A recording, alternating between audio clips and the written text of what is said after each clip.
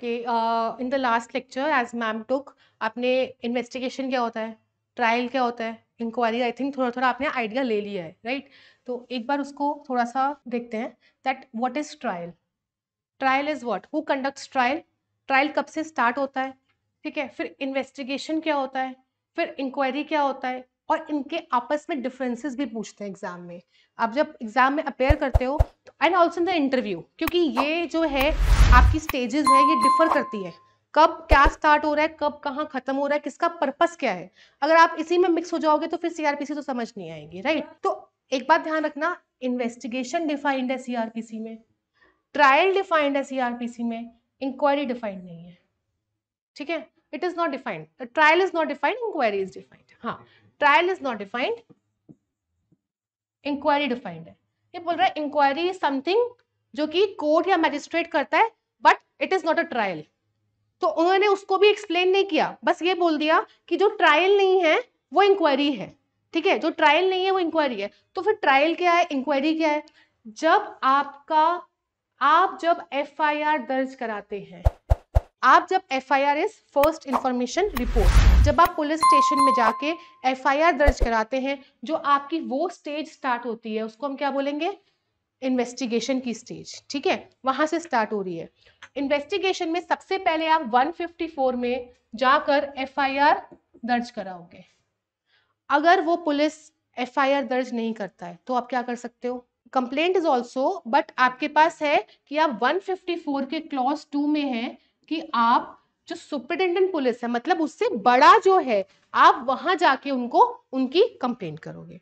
अगर तब भी नहीं कर रहे तो मैजिस्ट्रेट के पास जा सकते हो। तो फिर आपके पास एक चीज आती है 156 का clause 3, which is a pre cognizance order. मतलब मैजिस्ट्रेट ने अपना जुडिशियल माइंड अप्लाई नहीं किया, बट मैजिस्ट्रेट के पास ये इंफॉर्मेशन पहुंच गई कि हाँ ऐसा ऐसा कुछ है, कोर्ट विल से कि आप इन्वेस्टिगेशन करो, किसको, पुलिस ऑफिसर्स को। तो एक तो ये है, यहां पे भी नहीं हो रहा। एक तो आपके पास ये है रेमेडी, या आपके पास रेमेडी है आप कंप्लेंट फाइल कर दो, यहां पे तो इन्वेस्टिगेशन ही होगा, या आप कंप्लेंट फाइल कर दो मैजिस्ट्रेट के पास। वो आप फाइल करोगे 190 में, है ना? मतलब 190 में आप कॉग्निजेंस ले सकते हो, फाइल आप 200 में करोगे, ठीक है? 200 में आप फाइल करोगे। या आपके पास लास्ट अपॉर्चुनिटी जो बचती है, last remedy is high court की इनहेरेंट पावर। हाई कोर्ट के पास हमेशा 482, हाई कोर्ट के पास हमेशा इनहेरेंट पावर होती है कि जो चीजें कोड में नहीं लिखी हुई हैं, या to do the justice, high court वो काम कर सकता है। तो ये दैट इज वाई, क्योंकि हमारे पास 482 है, that's make CrPC a complete code, consolidated code. अगर आप इसका प्रीएम्बल पढ़ेंगे तो वहां पे लिखा हुआ है this act is to consolidate and amend all the provisions related to criminal provisions, ठीक है? तो कंसोलिडेट का मतलब ये है कि एक ही कोड में सब कुछ आ गया। सब कुछ तो वैसे भी नहीं आ सकता, क्योंकि उन्होंने 482 डाल दिया। इससे क्या है, जो एक्सप्रेस प्रोविजंस है एक तो वो हो गया, और इंप्लाइड में 482 हो गया। तो this is a very very important power of high court. हमेशा ध्यान रखना, सिविल में जब 151 में आपके पास इनहेरेंट पावर है, वो सारे कोर्ट्स के पास है, ऑल कोर्ट्स। बट जब आप क्रिमिनल में जाते हो तो किसके पास है, सिर्फ हाई कोर्ट। उसका रीजन इज कि क्रिमिनल में थोड़ा सा आपके सीरियस मैटर्स होते हैं, राइट? सीरियस मैटर्स होते हैं, आपको पनिशमेंट देने के मैटर्स होते हैं, कंसोल, तो वो पावर सिर्फ और सिर्फ एक्सपीरियंस जजेस के पास रखना चाहते थे, इसलिए किया है। This is one thing. तो this is what is a trial. Trial is no investigation. तो this is what is investigation. जब आप एफआईआर फाइल करते हो, एफआईआर फाइल करने के बाद उसके बाद आपके पास आप 161 की स्टेटमेंट करते हो। 161 की स्टेटमेंट कौन दर्ज करता है, पुलिस। 164 भी आपका इसी दौरान होता है, उसमें क्या होता है, मैजिस्ट्रेट करता है। कौन सा मैजिस्ट्रेट करता है, जुडिशियल मैजिस्ट्रेट, तो ठीक है, बट मतलब थाने उसी, नहीं, जुरिस्डिक्शन, हाँ, उस जुरिस्डिक्शन का नहीं करता। ही कैन डू, लिखा हुआ है बेल एक्ट में, इन दैट जुरिस्डिक्शन और विदाउट, बट जनरली कभी नहीं करते उसी जुरिस्डिक्शन का। उसका रीजन ये है कि बाइसनेस ना हो जाए, क्योंकि जब आपका ट्रायल स्टार्ट हो जाएगा, सी यहाँ पे जो एविडेंसेस होंगे that do not become substantive evidence, that are only your corroborating evidence. वो सब्सटैंटिव तब बनेंगे जब आप ट्रायल शुरू होगा, आप फिर से एविडेंस दोगे ओथ पे जाके, तब वो चीज इसको क्या करेगी, सब्सटैंशिएट करेगी, कोरोबरेट करेगी या कॉन्ट्रडिक्ट भी कर सकती है। दिस इज अ थिंग जो हो रहा है, ठीक है, बट जो होना चाहिए इज द थिंग कि आप उस कोर्ट में नहीं जा सकते हो। आप आपके बेयर एक्ट में लिखने का मतलब ही है, आप खोलो बेयर एक्ट अपनी, अगर आपके पास है आप देखो उसका वरना आप विदाउट जुरिसडिक्शन का मतलब क्या होगा, है ना, उसका मतलब क्या होगा, क्यों लिखने का मतलब है कि बाइसनेस ना हो, क्योंकि आपको तो अभी आपके सामने कन्फेशन कर दिया अक्यूज्ड में, तो आपका माइंड ऐसा नहीं बन जाएगा कि हाँ इसने तो कन्फेस कर रखा है, तो आप पूरे ट्रायल में उसके अगेंस्ट जाएंगे, पूरे ट्रायल में आप उसके अगेंस्ट जाएंगे, वो ठीक है, बट ये होना चाहिए विदाउट का, आई एम जस्ट सेइंग कि होना ये चाहिए। तो ये सारा जो है आपका प्रोविजन इन्वेस्टिगेशन में फॉलो होता है। वंस आपने पुलिस रिपोर्ट फाइल कर दी, फाइनल रिपोर्ट फाइल कर दी, उसके बाद क्या होता है, जब वो मैजिस्ट्रेट के पास जाता है, वो अपना जुडिशियल माइंड अप्लाई करता है, that is the stage where the magistrate takes the cognizance. अब यहां से आपकी इंक्वायरी स्टार्ट होगी, इंक्वायरी की स्टेज, और वो कहां तक जाएगा, till the time charge sheet is not framed, ठीक है, no no till the time charge is not framed, charge sheet तो पहले हो गए, चार्ज चार्ज, हाँ चार्ज तक, यस, जब चार्ज फ्रेम हो जाएगा, अब चार्ज फ्रेम हो गया, अब सारी की सारी ट्रायल की प्रोसीडिंग्स, अब ट्रायल, हाँ, अगर आप यहाँ पे जब मैजिस्ट्रेट ने कॉग्निजेंस लिया, ठीक है, मतलब जुडिशियल माइंड अप्लाई किया, सबसे पहले तो वो ये चीज देखेंगे कि क्या प्राइमा फेसाई केस बन भी रहा है कि नहीं बन रहा।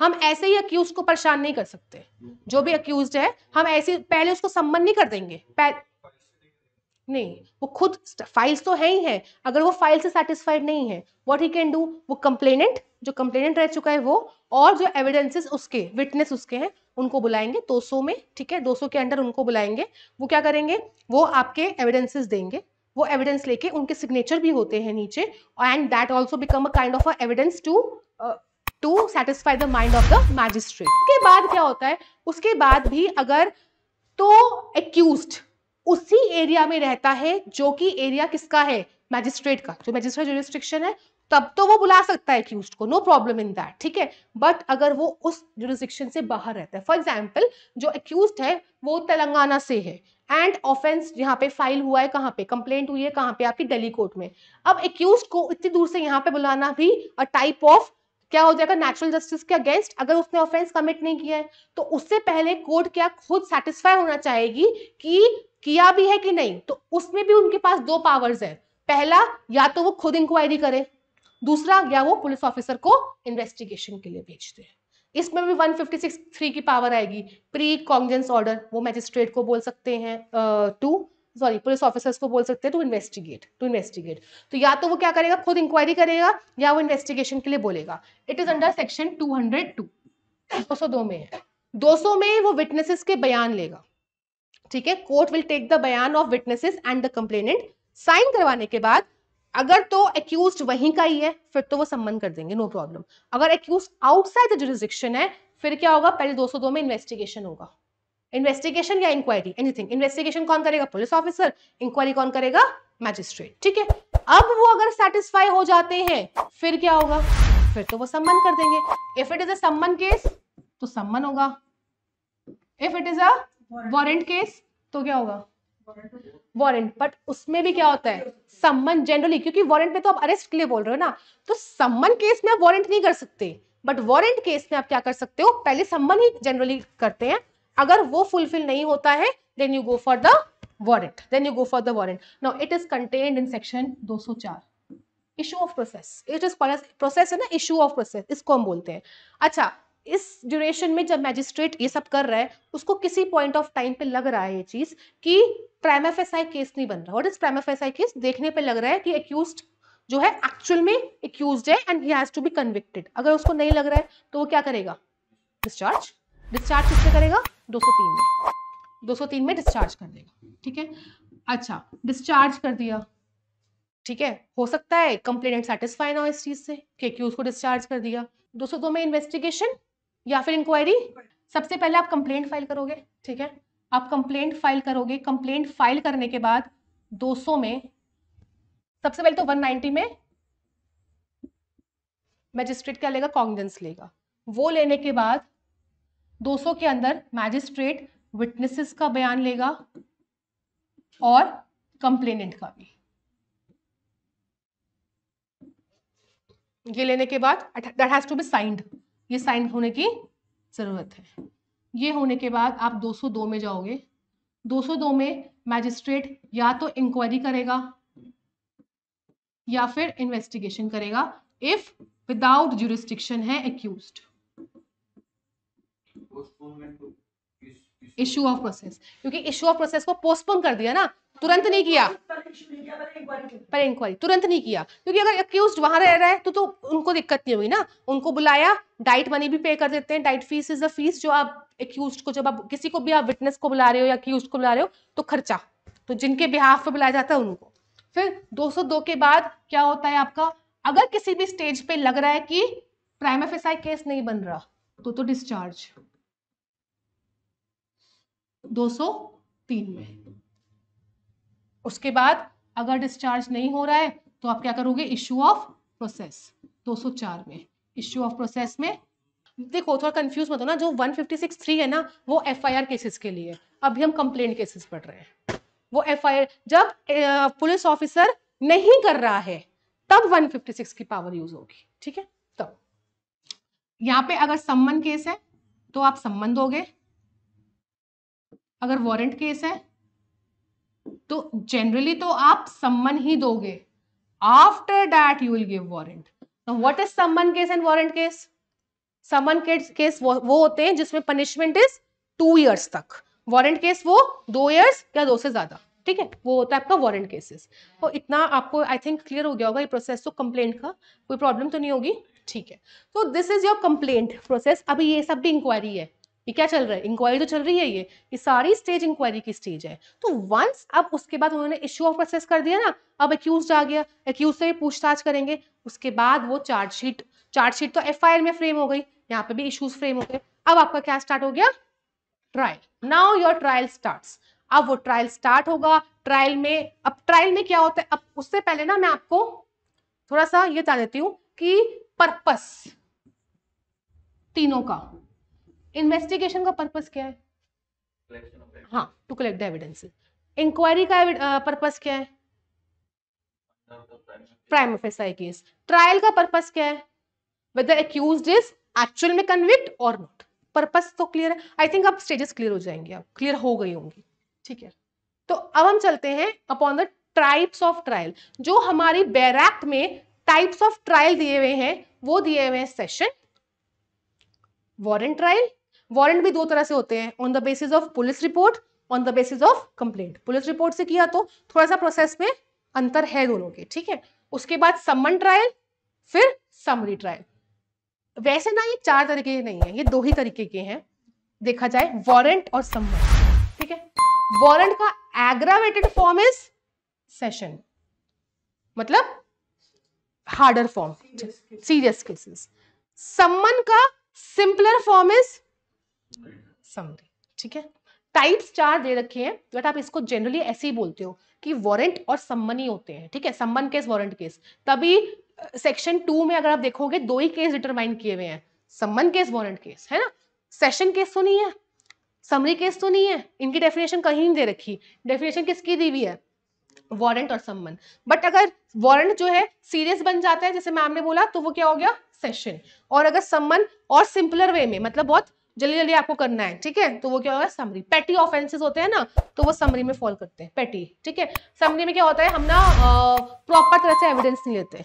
सम्मन में भी प्रॉपर चार्जशीट नहीं बनती, सिर्फ हम एक्यूज को बोल देते हैं कि आप जो है आपके ऊपर ये चार्जेस लगे हुए हैं, प्रॉपर चार्जशीट नहीं बनती, ऐसा होता है, ठीक है। थोड़ा सा हम प्रोसेस स्टार्ट करते हैं सेशन का।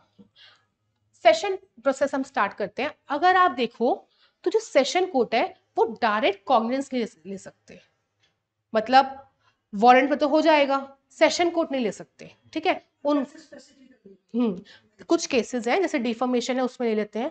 तो उसके लिए फिर कैसे केस पहुंचेगा उनके पास, कमिटल से, है ना। उसको हम बोलते हैं कमिटल। हाँ 209 लगेगा, वेरी गुड। 199, 199 में आपका ये होता है कि इट इज एन एक्सेप्शन, कि जहां पे जो डिफॉर्मेशन के केसेस होते हैं वहां पे सेशन कोड को डायरेक्ट कॉग्निजेंस दे रखा है, ठीक है। Specific person, president, vice president and all.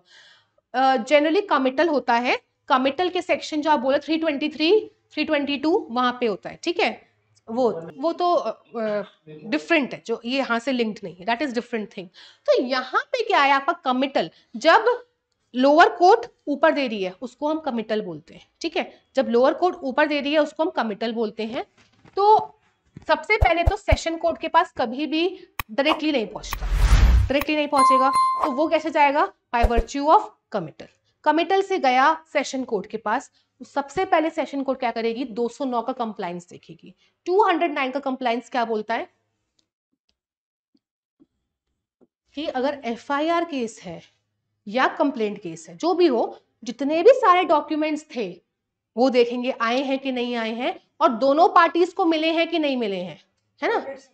207 and 208 both के कंप्लायंस में, 207 एफआईआर के लिए, 208 कंप्लेंट केसेस के लिए, वारंट केसेस के लिए, ठीक है। This is the first thing जो कोर्ट देखेगा। और 2009 का कंप्लायंस ये भी बोलता है कि जब सेशन के, देखो नीचे की कोर्ट से ऊपरी कोर्ट में जाने में ऐसा तो है नहीं कि तुरंत हो गया, रिकॉर्ड बनेगा, टाइम लेगा, उतनी ड्यूरेशन में तो जो लोअर कोर्ट है वो चाहे तो उस एक्यूज्ड को बेल दे सकता है, चाहे तो वो रिमांड में रख सकता है। रिमांड में रखना मतलब कि पुलिस को आप बोल देना कि आपके पास रहेंगे, आप इन्वेस्टिगेशन कर सकते हैं, रिमांड में देना, ठीक है। या तो आप ये कर सकते हैं रिमांड में दे दो, या आप क्या कर दो, बेल दे दो, ये भी एक रीजन है, सिचुएशन है।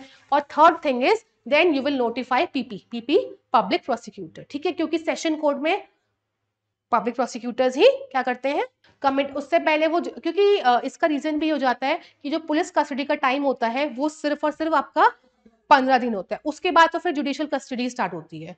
और अगर जो केसेस 10 साल की इम्प्रिजमेंट तक है उसमें तो 60 दिन का टोटल टाइम हो सकता है, ठीक है, कस्टडी का, जुडिशियल कस्टडी में। बट अगर वो केसेस ऐसे मोर देन 10 ईयर्स तो 90 डेज का है, वो 167 में दे रखा है। उसके बाद देखते हैं हम कि जब वो मैजिस्ट्रेट 2009 का कंप्लायंस हो गया, उसके बाद ओनली एक्सेप्शन मैंने आपको बता दिया, इट इज 199, ठीक है, 199। उसके बाद मैंने आपको बताया कि पीपी को भी नोटिफाई कर दिया जाता है कि कौन से पब्लिक प्रोसिक्यूटर जो है वो अपॉइंट होंगे, ठीक है। वो पब्लिक प्रोसिक्यूटर भी अपॉइंट हो गए, 209 का भी कंप्लायंस हो गया। अब क्या, अब कोर्ट भी हमें मिल गई है कि कोर्ट ये है, सेशन जज ये है। अब क्या होगा, अब ये होगा कि जो आपका प्रोसिक्यूशन साइड है, always the prosecution side opens the case, वहीं से स्टार्ट होगा। तो वो आएंगे, वो बताएंगे ब्रीफ में कि देखो ये केस है और मैं ये एविडेंसेस जो है आपके सामने रखूंगा, ऐसे मैं प्रूव करूंगा कि how the accused will be liable for the offence. थोड़ा सा इसमें ब्रीफ वे में एक्यूज्ड को भी मिलता है अपॉर्चुनिटी टू से समथिंग, ठीक है। यहाँ पे एक्यूज्ड को भी अपॉर्चुनिटी मिलता है but not in that manner, merits पे नहीं, सिर्फ बोलने का हक मिलता है, ठीक। ये दोनों सुनने के बाद और अगर कोई रिकॉर्ड्स हो, सबमिशन होने के बाद अगर कोर्ट को लगता है तो वो डिस्चार्ज कर देंगे कि केस नहीं है, केस नहीं बन रहा है, कोर्ट को लग रहा है केस नहीं बन रहा, तो वो क्या करेंगे, डिस्चार्ज। अगर उन्होंने डिस्चार्ज कर दिया तो अभी तो ये क्या चल रहा है आपका, डिस्चार्ज मतलब चार्जशीट फाइल नहीं हुई ना उससे पहले, ठीक है, डिस्चार्ज कर दिया। अब उसके बाद डिस्चार्ज नहीं करना है तो कोर्ट क्या करेगा, कोर्ट पूछेगा एक्यूज से क्या आप प्ली ऑफ गिल्ट मानते हैं या क्या आप कन्विक्शन मानते हैं, मतलब आप मानते हैं कि जो आपके ऊपर चार्जेस लगे हैं वो आप मानते हैं कि नहीं मानते। तो एक्यूज्ड बोलेगा हाँ मैं मानता हूं। तो यहाँ पे इसका मतलब क्या हुआ, वो प्ली ऑफ गिल्ट मान रहा है, मतलब कि जो प्रोसिक्यूशन साइड से आया है वो मान रहा है, उसको एक्सेप्ट कर रहा है। तो क्या इसका मतलब ये हो गया कि अगर अक्यूज ने मान लिया तो कोर्ट कन्विक्शन दे ही देगा, no no, it is upon the description of the court कि वो चाहे तो दे, चाहे तो कन्विक्शन ना दे। अगर कोर्ट को लगा नहीं ट्रायल तो चलना चाहिए आगे, ट्रायल तो आगे चलना चाहिए तो ट्रायल चलेगा। अगर कोर्ट को लग रहा है on the basis of the plea of the guilt तो वो क्या कर सकते हैं, उसमें कन्विक्शन दे सकते हैं। दूसरा, अगर वो मांगता है नहीं मैं तो प्ली ऑफ गिल्ट नहीं एक्सेप्ट नहीं करूंगा, तो फिर आपका क्या है, चार्ज फ्रेम हो जाएगा।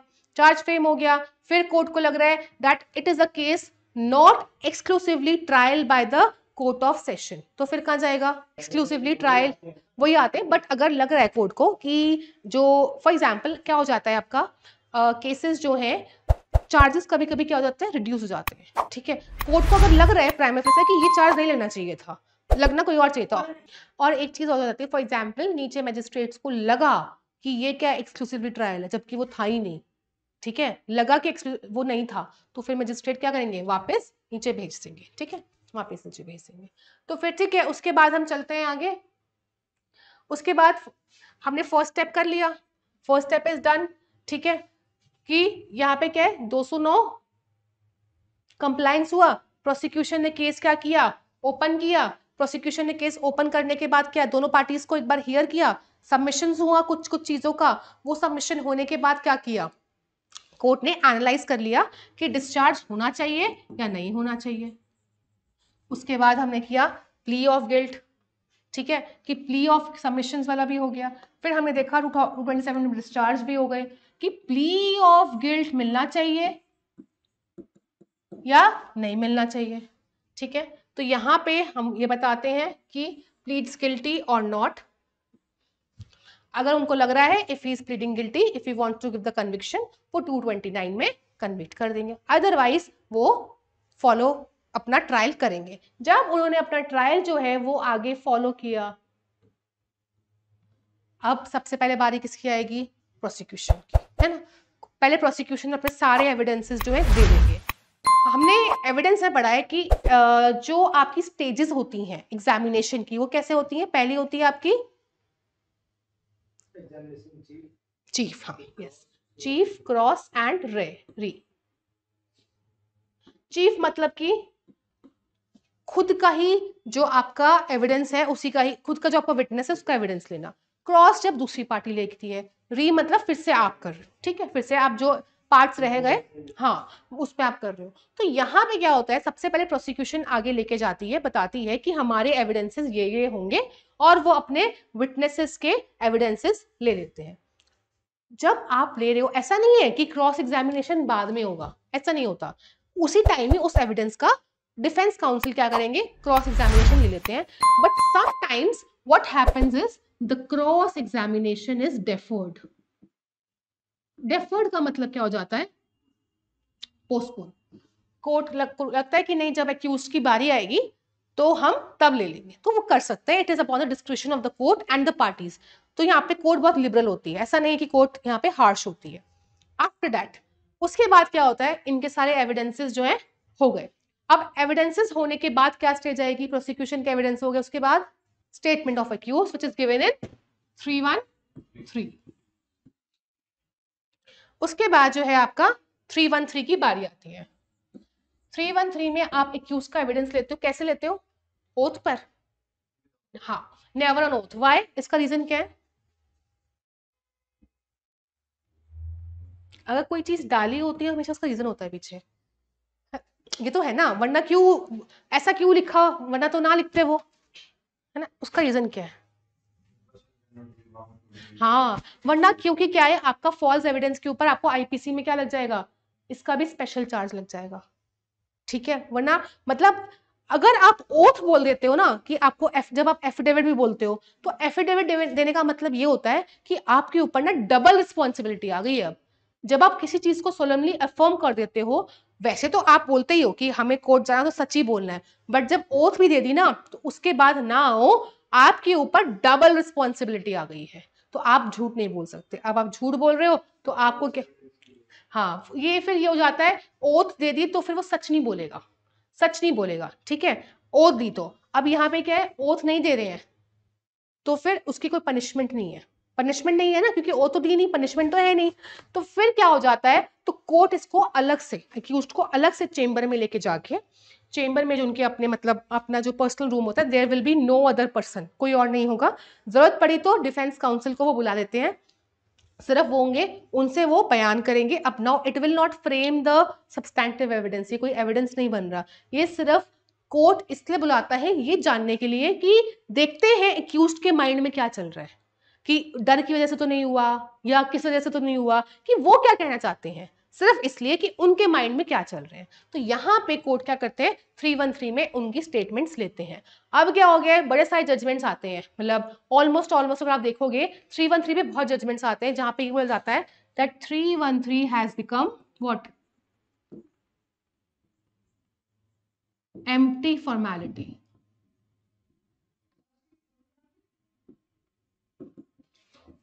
ऐसे बोलते हैं। इसका मतलब क्या हुआ कि कोर्ट्स जो है अब इसको सीरियसली नहीं करते, सिर्फ एक फॉर्मेलिटी की तरह करते हैं। अच्छा ठीक है, क्यूज को लेके क्या बोलना है, अगर नहीं बोलना ठीक है, हाँ हमने कर दिया, ऐसे करके। तो इसी मतलब इसी ईयर में अगर आप आज भी जाओ घर जाके सर्च करो लाइव लॉ या बार एंड बेंच, एनी ऐप, ठीक है, आप डालो 313 जजमेंट्स ना, आपको 5-6 जजमेंट्स मिले इस पर, जिसमें कोर्ट ने स्पेसिफिकली बोला है that 313 has become empty formality. Courts को इसको सीरियसली लेके अच्छे से एक्यूज्ड का माइंड पढ़ना है कि वो क्या बोलना चाह रहा है। तो ये स्टेज जो है, जब आप बेयर एक्ट पढ़ोगे, बेयर एक्ट में इस स्टेज में सेशन ट्रायल में इसको स्किप कर दिया गया है। सीधा उन्होंने क्या किया है, प्रोसिक्यूशन के बाद क्या बोल दिया है, डिफेंस काउंसिल के। ऐसा नहीं होता, पहले हमेशा ये होते हैं, पहले हमेशा ये हो, it is a mandatory stage, ये मैंडेटरी है, ये होना ही होना है, ठीक है। इस हाँ जी, लिख नहीं रखा, लेजिस्लेटिव एरर, ठीक है, हाँ लिखा नहीं है, बट प्रोसेस स्किप नहीं है, होता यही है, एरर है, लेजिस्लेशन का एरर है, ठीक है। उसके बाद आप देखना घर जाके अगर 313 लिखा हो तो, नहीं लिखा हो, ठीक है। उसके बाद फिर आप जाते हो नेक्स्ट में, आप फिर अब क्या हो जाएगा आपका डिफेंस काउंसिल।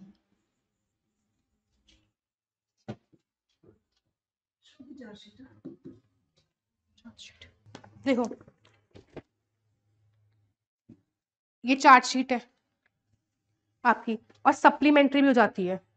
सप्लीमेंट्री का मतलब क्या है, सप्लीमेंट्री कहाँ होती है, कहाँ है, नहीं I am asking which section.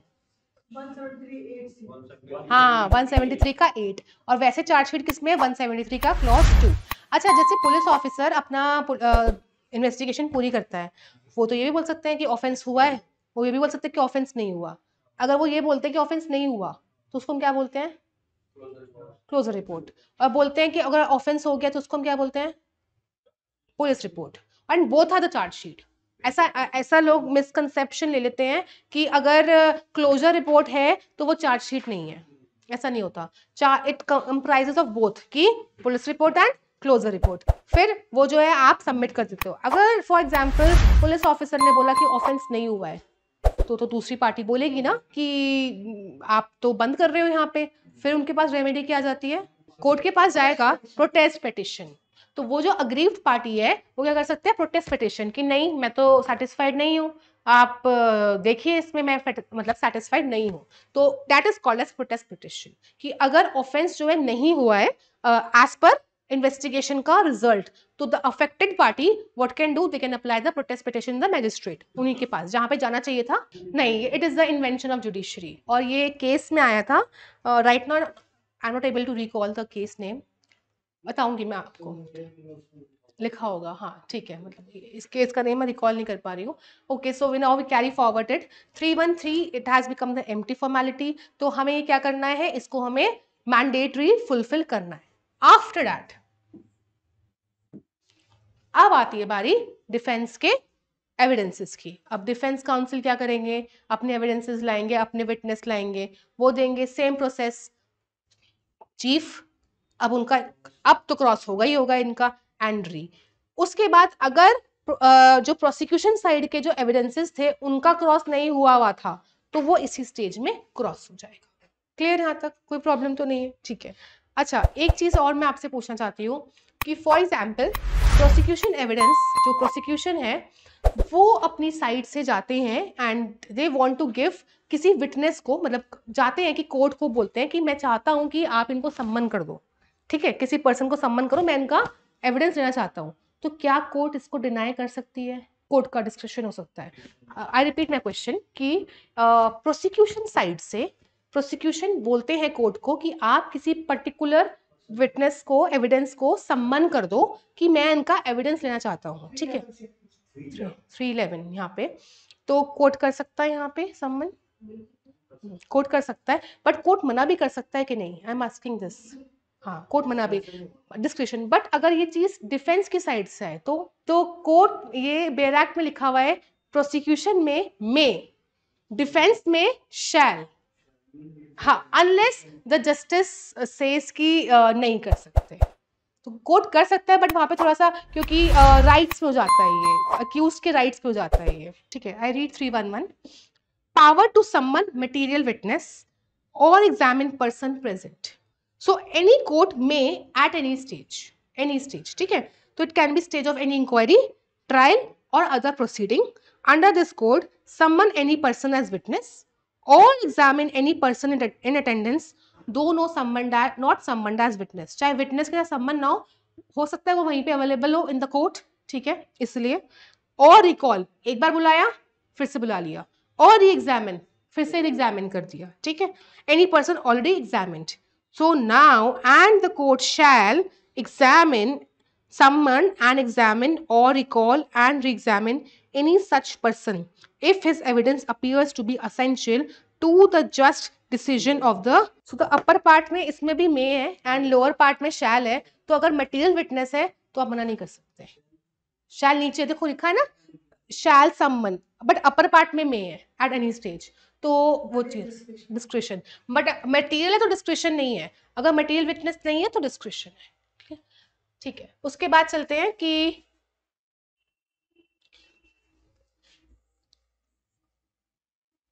आपके एविडेंसेस हो गए, फिर स्टेज आती है आपके ब्रीफ आर्ग्यूमेंट्स की।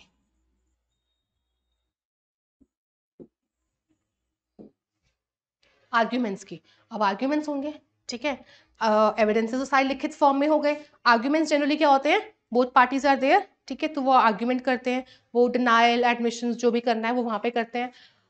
आर्ग्यूमेंट्स होने के बाद एक रिपोर्ट बनती है कि ब्रीफ में कि क्या आर्ग्यूमेंट्स हुए हैं उसके, और उसको फिर सम अप कर दिया जाता है। सम अप के लिए प्रोसिक्यूशन एंड में सम अप कर देता है। This is the argument stage, and at the and argument होने के बाद अब क्या होगा, जजमेंट। बस अब तो प्रोसेस खत्म हो गया, जजमेंट। जरूरी नहीं है कि जब जजमेंट अनाउंस कर रहे हैं कोर्ट, प्रोनाउंस कर रहे हैं, सॉरी, जब जजमेंट प्रोनाउंस कर रहे हैं कोर्ट, तो उसी टाइम ही सेंटेंस भी दे दो। These are two different things. Judgement देना एंड सेंटेंस देना आर टू डिफरेंट थिंग। तो जब जजमेंट प्रोनाउंस करी, बोल दिया कि एक्विट है या कन्विक्ट है, ये बोला। सेंटेंस कितनी मिलनी है वो डिपेंड करेगा on the basis of the aggravating circumstances and mitigating circumstances. ये कहां से आया था, Bachan Singh versus state of Punjab से, Machhi Singh versus state of Punjab both. तो यहाँ पे क्या होता है, ये बोलते हैं जनरली आप उस दिन नहीं करते हो, आप एडजॉर्न करके कोई और डेट लगाते हो। जब आपने कोई और डेट लगाई है तो उस डेट पे अब क्या हो जाएगा, आएंगे। तो प्रोसिक्यूशन तो क्या एविडेंस देंगे, वो तो ये बोलेंगे ना बार बार कि ज्यादा से ज्यादा सजा मिले। एक्यूज साइड अब तो कन्विक्ट हो गए, वो क्या बोलेंगे, कम से कम सजा। तो यहाँ पे क्या एज फैक्टर बताएंगे, लेडी है तो वो बोल सकते हैं कि एज ज्यादा हो गई है, या और तबीयत ठीक नहीं रहती है, या इन्होंने अच्छे काम कर रखे। हाँ, अच्छे काम, जैसे कि सलमान खान के केस में हुआ था, वो कन्विक्ट होने के बाद भी, क्योंकि वो कौन सा चलाते, being human NGO, being human, तो उनको सजा ही नहीं दी। और एक चीज और होता है हमारे पास 360, इट इज प्रोबेशन, ठीक है। अगर कोर्ट को लगता है 3 साल तक की सजा है, इससे ऊपर तक की सजा नहीं है, तो इस केस में प्रोबेशन मिल जाता है। प्रोबेशन क्या होता है, on the basis of good behaviour. Good behaviour, अगर court, this is a thing ना जो सलमान खान को मिला, कि अगर उनको लगता है कि ये गुड बिहेवियर है, ठीक है, तो गुड बिहेवियर के बेसिस पे आप क्या कर सकते हो, 3 साल के लिए आपने प्रोबेशन दे दिया। बट अगर कोर्ट को लगता है कि किसी दौरान वो कोर्ट का चीज मिसयूज कर रहे हैं, तो कुछ भी कर रहे हैं, तो सेक्शन 41 सेज ऑफ सीआरपीसी कि आप उसमें अरेस्ट कर सकते हैं, ठीक है। आपने अरेस्ट कर लिया, तो नाउ अब जितनी रिमाइंडर बचती है आपकी sentence, you have to go through that, ठीक है। प्रोबेशन ऑफ ऑफेंडर्स एक्ट का हमारे एक अलग से एक्ट भी है, तो वो 360 उसी से हम रेड भी करते हैं। यहाँ पे सिर्फ प्रोबेशन नहीं है, एडमोनिशन भी है। 2 terms are used, probation and admonition, both are kind of same thing only, कि good behavior and your good conduct, ठीक है। तो बस दोनों के केसेस अलग अलग है। जब आप प्रोबेशन ऑफ ऑफेंडर्स एक्ट पढ़ते हो तो section 3 is for probation and section 2 is for admonition.